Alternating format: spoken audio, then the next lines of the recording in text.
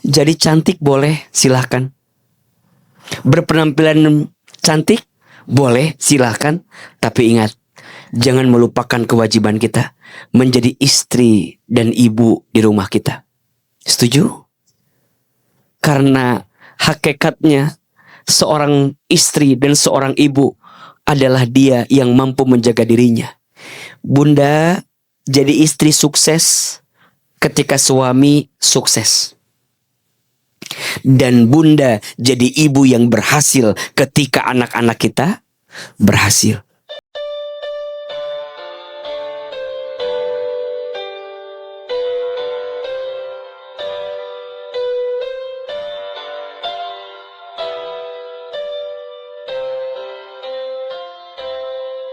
Bismillahirrahmanirrahim. Assalamualaikum warahmatullahi wabarakatuh.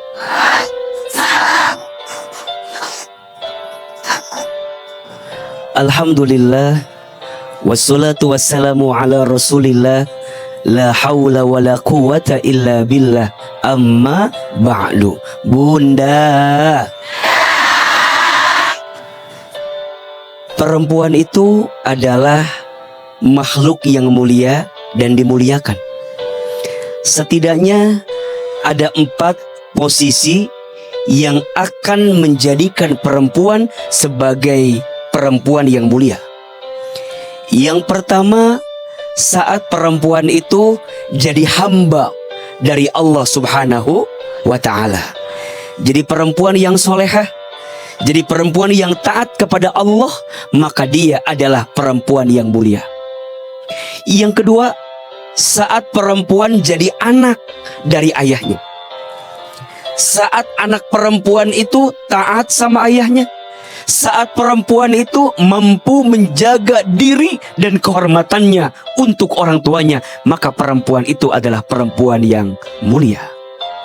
Yang ketiga, perempuan jadi mulia saat dia jadi istri untuk suaminya. Dan yang keempat, perempuan jadi mulia saat dia menjadi ibu dari anak-anaknya. Bicara tentang istri, mohon maaf, siapa istri yang paling baik itu, AA? Siapa istri yang paling mulia itu, AA?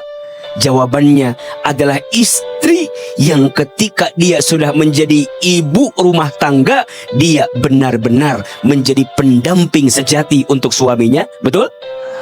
Dan jadi madrasah pertama untuk anak-anaknya. Maka prestasi tertinggi seorang ibu itu adalah saat dia menjadi ibu yang baik, saat anaknya tumbuh jadi anak yang soleh. Dia tidak sibuk mempercantik dirinya untuk dipuji oleh orang di luar rumahnya, tapi lalai dengan kewajiban dia sebagai istri dan ibu. Enggak. Tapi istri yang baik, ibu yang baik adalah ibu yang bisa menghadirkan kebaikan di rumah tangganya. Maka dalam Quran surat Al-Ahzab ayat 33, Allah Subhanahu wa ta'ala menyampaikan, a'udzubillahi minasyaitonirrajim, wa qarna fi buyutikunna wa la tabarrujna tabarrujal jahiliyah. Apa kata Allah? Hendaklah seorang istri itu adalah mereka yang tetap di rumahnya, dan janganlah kamu berhias sebagaimana tingkah laku orang-orang jahiliyah sebelum kamu sekalian. Jadi cantik boleh, silahkan. Berpenampilan cantik boleh, silahkan.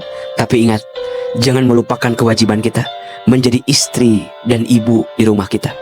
Setuju? Karena hakikatnya seorang istri dan seorang ibu adalah dia yang mampu menjaga dirinya. Bunda jadi istri sukses ketika suami sukses. Dan bunda jadi ibu yang berhasil ketika anak-anak kita berhasil. Betul? Kadang kita lupa dengan kewajiban kita sebagai istri. Kadang kita lupa kewajiban kita sebagai seorang ibu. Ingat bahwa apa yang kita hadirkan selama ini akan diminta pertanggungjawabannya di hadapan Allah Subhanahu wa ta'ala. Jadilah istri yang bisa mendampingi suami dalam kebaikan, dan jadilah ibu yang bisa menemani anak untuk mendapatkan kesuksesan, insya Allah. Bunda, kalau menyikapi penilaian orang lain kepada kita, jangan terlalu diambil hati.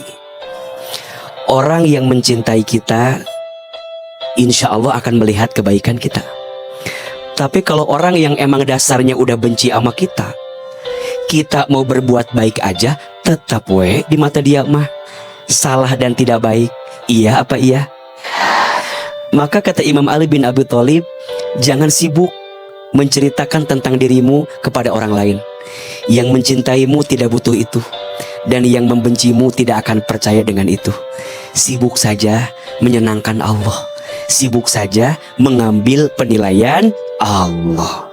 Nasihat yang kedua, Bunda mungkin harus belajar ya, memposisikan diri sebagai istri bagi suami.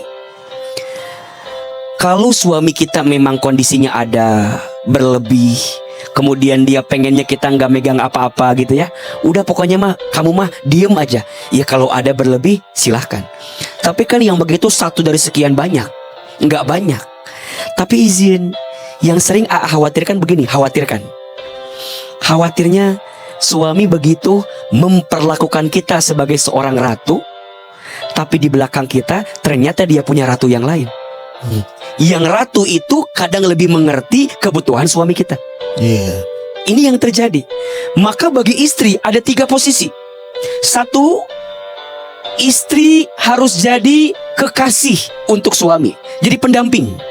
Pastikan ya, kebutuhan biologis suami harus terpenuhi. Nah, Ibu Enggar tuh ya dengar. Jangan sampai Bunda terlihat cantik di luarnya, tapi ternyata suami, mohon maaf, kebutuhan biologisnya terisi oleh orang lain. Waduh. Jadi yang pertama, Bunda harus jadi apa? Pendamping terbaik, kekasih terbaik, harus yang paling cantik, apalagi urusan biologis suami kita yang penuhin. Yang kedua, selain jadi pendamping, kita juga harus jadi sahabat untuk suami kita. Suami kita teh kalau ngobrol senangnya sama kita, bukan dengan yang lain. Karena faktanya tidak sedikit suami yang betah ngobrol dengan yang lain, tapi nggak betah ngobrol dengan istrinya. Ada yang begitu? Di sini ada? Ada. Kemarin saya dengar ada tuh sahabatnya Ibu Robi atau Adawiyah. Maka yang kedua, Bunda harus senang ngobrol sama suami. Ayah sayang, kalau kamu punya sesuatu, ada sesuatu, bilang sama aku, ngobrol sama aku. Dan yang ketiga, kadang juga mohon maaf, kita harus bersikap jadi kakak untuk suami kita. Maksudnya apa? Kalau suami kita salah, ingetin. Kalau suami kita keliru, arahin. Kalau suami kita lagi gelisah, tenangin. Kan kakak begitu. Jadi 1, Bunda bisa jadi pendamping. 2, Bunda jadi sahabat.